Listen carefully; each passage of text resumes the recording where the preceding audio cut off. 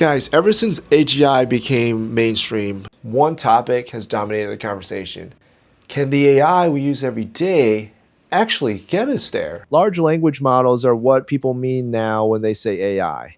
And they've been genuinely useful for years, running our chats, our workflows, a lot of our writing, and a growing share of the software being shipped this year. But the strongest critic of that whole approach is Yann LeCun, a French-American computer scientist, and his position is that language models have no real understanding of the physical world because they've only ever read about that world and never once been inside it. If a system has never experienced anything, how could it reason about anything? And he has said that by 2030, nobody in their right mind would still be using LLMs, at least as they're currently built. And the cheap shot that stuck was the strawberry one, because if you asked a model how many times the letter R appears in the word strawberry, it couldn't reliably tell you. The answer is 3. So if it can't manage that, why would you trust it with anything that actually matters? That was the shape of it for years, and then OpenAI published something that didn't sit well with either side of it. OpenAI's newest model is codenamed Astra, rumored to be GPT-6, and working alongside OpenAI's team, it solved 10 open problems in mathematics.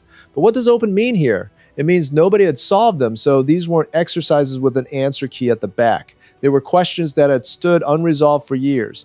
The work came out as a large manuscript containing the proofs, and the first of the 10 is high-dimensional sphere packing.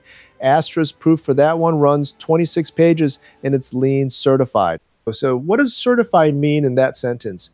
It means a machine checked every logical step of the argument rather than a tired reviewer skimming it and nodding along. Then there's a number that made everyone stop because OpenAI reported spending about $2,000 in sole pricing to solve all 10 of them. $2,000 for 10 results nobody in the history of the field had ever produced. And we're now 3.5 years out from LeCun's 2030 deadline. And this is the part I keep coming back to. So what actually changes when 10 open problems cost less than a secondhand laptop? First is the price, because human mathematical intelligence is scarce, so we can only ever point it at a handful of problems at a time. And a hard open problem has to be worth years of somebody's career before anyone will touch it. At $2,000 for 10, that calculation changes completely.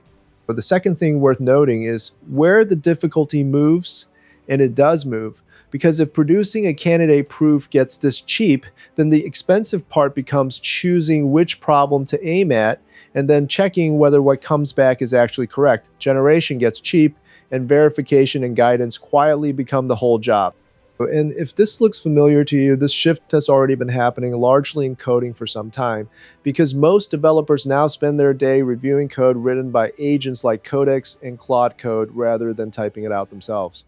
The work didn't disappear, it just moved one level up.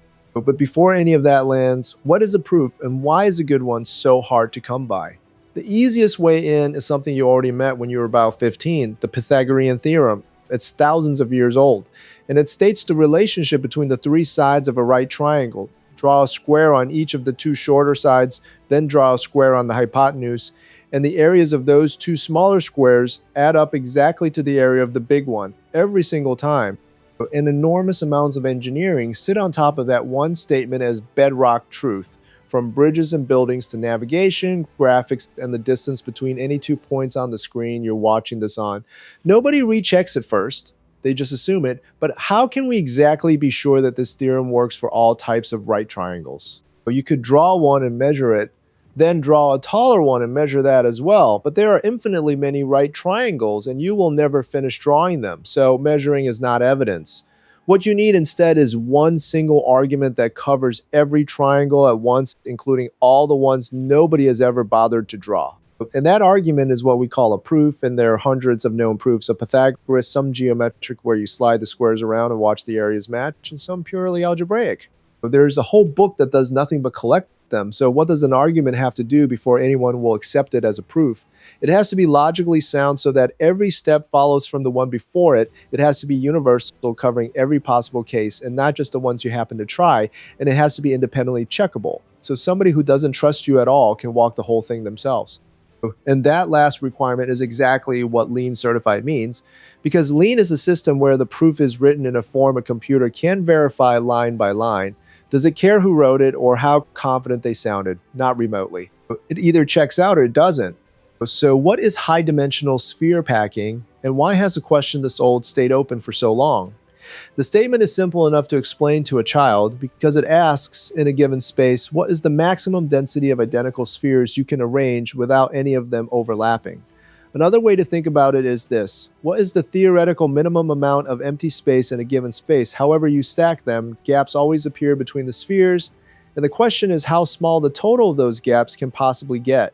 Start in 2 dimensions, where it's really just flat coins in a box, and you can line them up in a neat grid, or you can offset every second row so that each coin nests into the dip between two others, which packs them tighter. And you can invent plenty of other arrangements besides those two, so which one wins? Not the one that looks best, but the one that is provably the tightest that can ever exist. So now go up to 3 dimensions with actual spheres, the way oranges get stacked at a market, then to 4 dimensions, which you can't picture at all, but the maths handles perfectly well, and then to 100 dimensions, which is the kind of dimensionality people already work with every day in machine learning vectors. So where's the hard part in all this? It isn't finding a good arrangement. Since anyone can stack coins well, it's proving that no better arrangement can exist in that dimension among infinitely many arrangements you will never get the chance to try, which is the Pythagoras problem all over again, just very far up the ladder. So a machine just did that 10 times over for $200 a problem. Now, is that AGI or is it something much limited wearing a very convincing costume? So let's take a few steps back and ask what this result actually proves. Maths, computer science, and physics are really one domain of intelligence, and they share the same shape, clear boundaries, formal rules, and often a known target you can check your answer against. And that is exactly the shape AI has always been strongest in. But not even slightly, whether it's negotiating, diagnosing, teaching a nervous person to drive, or deciding what a company should build next. Because those are far more nuanced and there's no lean checker waiting at the end of them. This result says very little about any of it. And there still was a lot of human involvement in selecting the right problem. Because somebody chose which 10 to attempt, somebody contextualized them and framed them in a form the model could work with, and somebody sat down afterwards and evaluated whether the output was any good.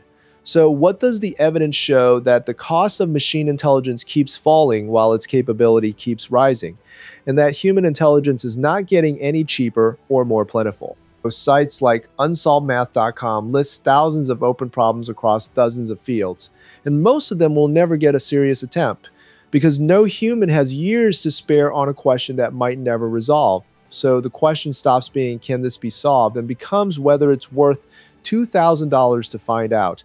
And that isn't a claim about general intelligence at all.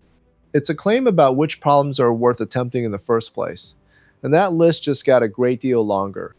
But what does that $2,000 actually cover? Only the successful path, because they didn't separately report the costs involved in finding solutions that may have not ended up working, or problems they attempted that never produced anything at all. So the figure almost certainly assumes a single clean route to each answer, which is nearly never how research goes in practice. And the real cost is higher, possibly much higher. But even multiplied several times over, it's still tiny next to what the equivalent human effort would have cost. So come back to AGI, because tech CEOs have been claiming it's just around the corner for years now. And the phrase has meant a little less each time one of them says it. Demis Hassabis, the CEO of DeepMind, puts roughly 50% odds on AGI arriving by 2030, and he calls the time we're in right now a precious window to think about what a post-scarcity world should even look like. So yeah, I don't know. Maybe we're just spending way too much time arguing over this AGI label. Anyways, we'd love to hear what you guys think about this. So leave a comment in the comment section below. And of course, if you like this video, don't forget to hit the like button and subscribe to my channel, because I'll be making a lot of these and you're not going to want to miss them. All right, thank you guys for watching. Have a wonderful day, spread positivity, and I'll see you guys very soon.